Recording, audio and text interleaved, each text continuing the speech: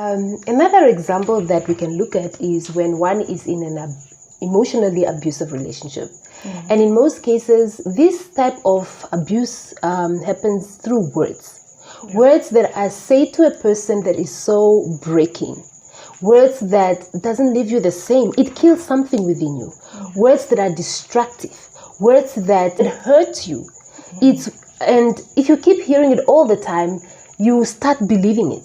And you actually go out there having a feeling of, I'm nothing.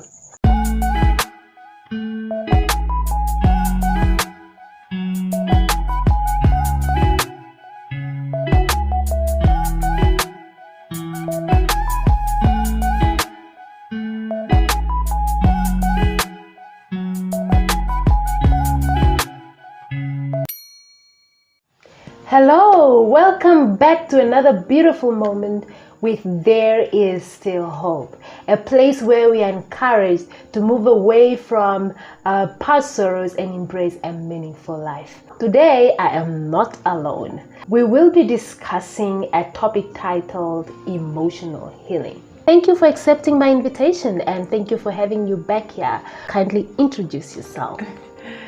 Well, thank you so much for having me back. I am actually happy to be back here. My name is Aune. I am a social worker by profession. And the discussions we'll be doing today, I will be doing in my personal capacity. Okay. Well, there you have it. I just want to clarify something before we start. Whatever we'll be discussing here is based on experience, observation, and a little bit of research that we have done. If this is anything that interests you, please stick around.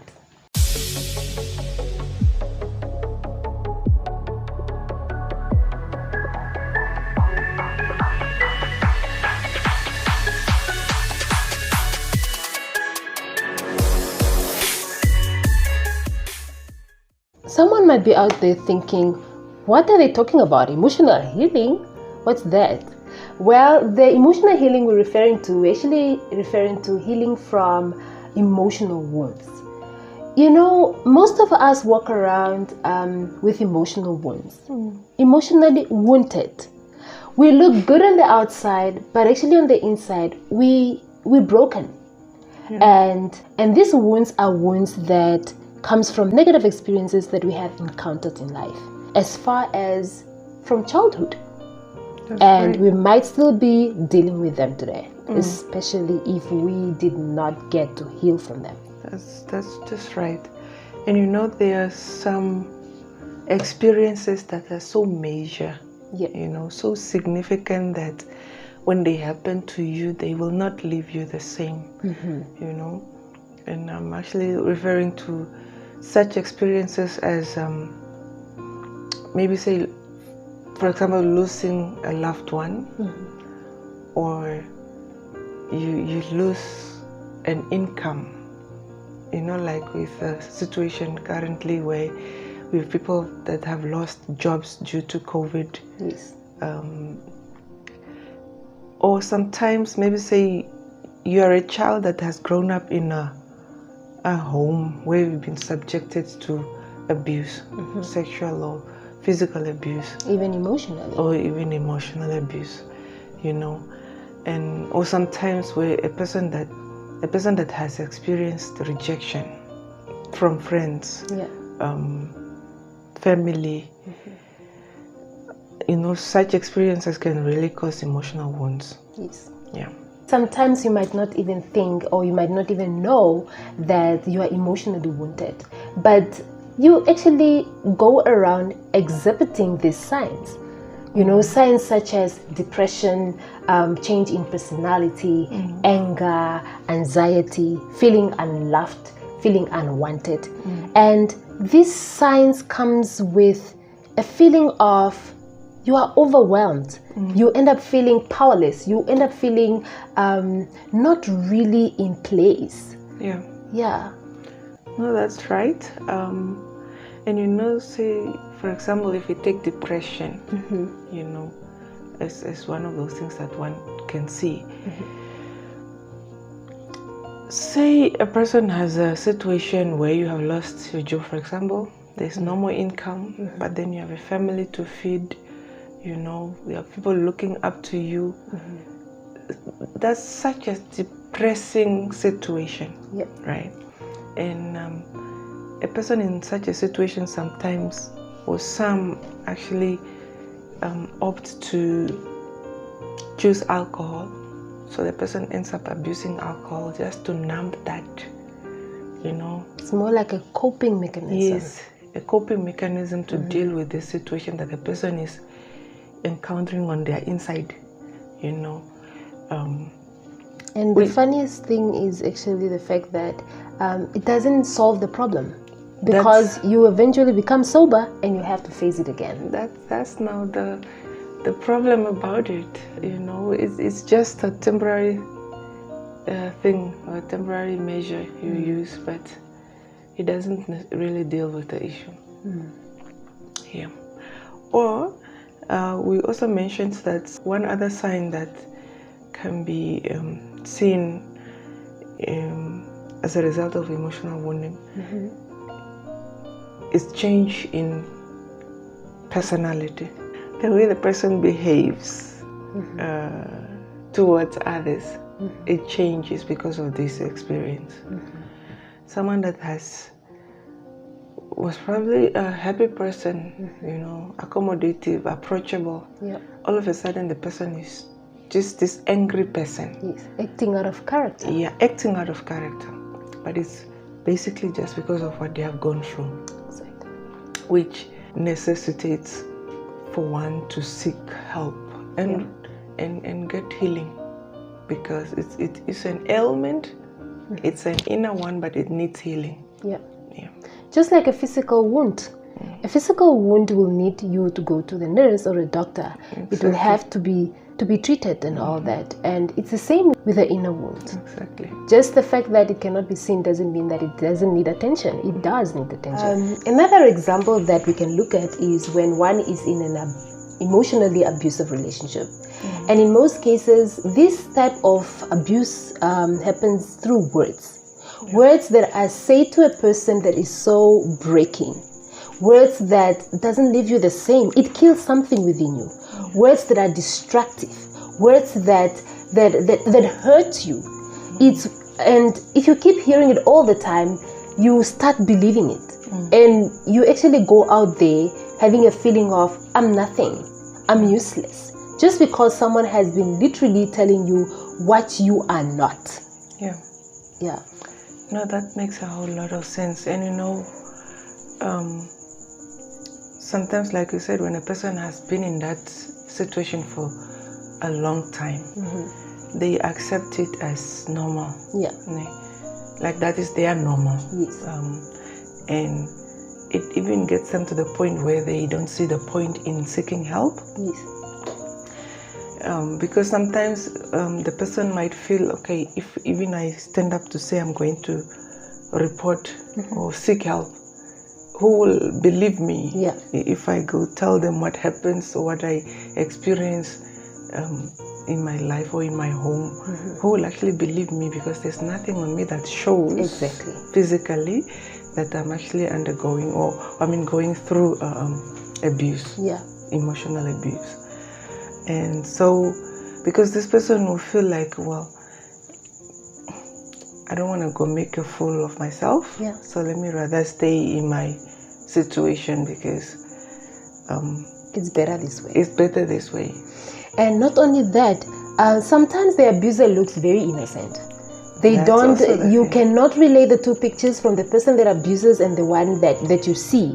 Like they're so careful that this abuse only happens to this specific person, and this is the person that is saying that who will believe me? So the reason why we have so many people actually suffering in homes where they are emotionally abused, but fearing to go out there or even thinking, who will believe me? Exactly.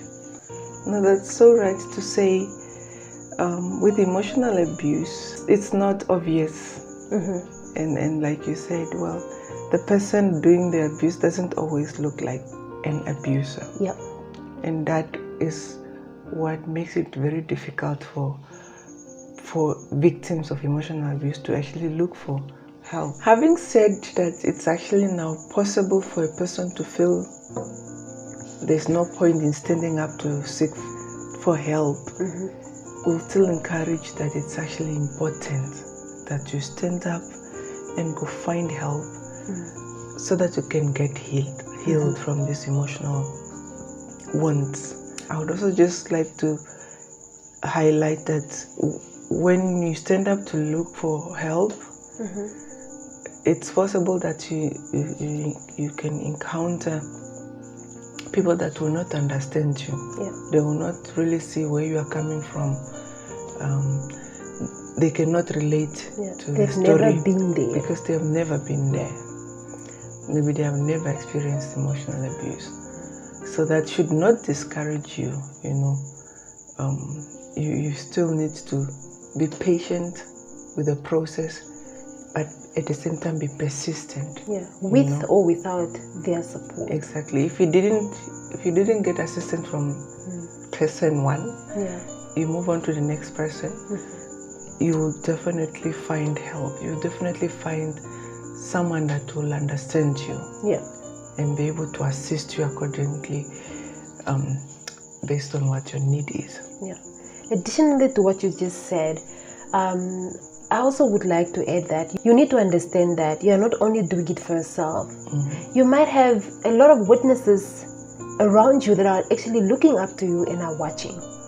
And they will have to use you tomorrow as a reference for sorting out their emotional abuse problems tomorrow. It might not be today, maybe when they're in their adulthood. Especially when you have kids, they're literally learning from you that this is the way we fight these battles. So say for example, you got defeated. What are you teaching them? So you're literally teaching them that it's okay for you to be in an abusive something, and it's okay, just live that way. That's the message that's coming out. Exactly. Yes, I think I agree very much. To say it might not look like anything today, but other people that are learning from you, they will use your example as reference tomorrow in the future. And also another reason why it's important for you to seek healing, it's so that going forward you will not be the person that bleeds on others because of your pains. Exactly. You know, you heal so that you'll be able to have meaningful relationships with other people. I mean, going forward, because if you are not healed, you are likely to be this person that will be projecting your pains or the way you see life onto other people. You know, blaming other people for what you are actually you yourself are doing. You are the problem, but you look at other people like they are the problem. And this is all because you have not given time to healing or getting healed from whatever wounds you have incurred from your experiences.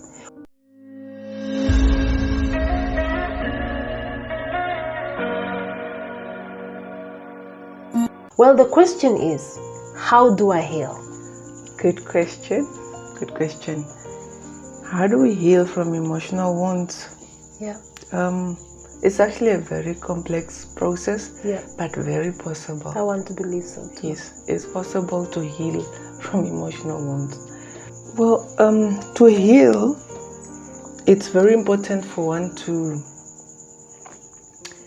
identify and acknowledge the cause of the pain. You see, because if you do not know the pain that you have been carrying, and you do not acknowledge and even just accept it, you will not be able to deal with it or get healing for it. It's a matter of you giving time. You pause and just look at your life and think, okay, I've been feeling this way. When did all this start? Where did it all start? When did I start feeling this way? What got me here? So, and what happened that time? You know, if I give an example, maybe say you are now just a bitter person, you are an angry person, And so you need to sit down and look at, okay, when did I start feeling this way? Yeah. When did I start behaving this way? Then maybe you will recall, no, it was since 2017. Then you need to find out, okay, so what happened in 2017? Yeah. Then you recognize, okay, it was that event. So from then on, then you'll be able to work, because now you know where it came from, what caused it. Yeah. So you can now you know what to deal with. I mean, as you seek healing. Yeah. And now that you know that this is what I have been suffering from and this is what got me here, I want to really believe that it is advisable that you find professional help. That's By right. professional help, I'm actually referring to perhaps some counselors. You get to see a therapist or a psychologist, because it might be deeper than just a normal wound. That's right. It might be a psychological issue that needs to be attended to. So, and these are the people that can really just help us.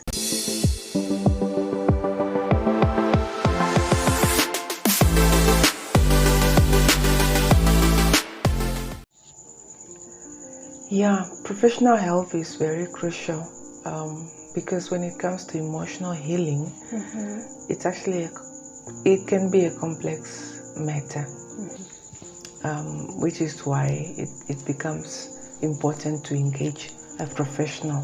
I mean, we are talking about people like psychologists, counselors, social workers,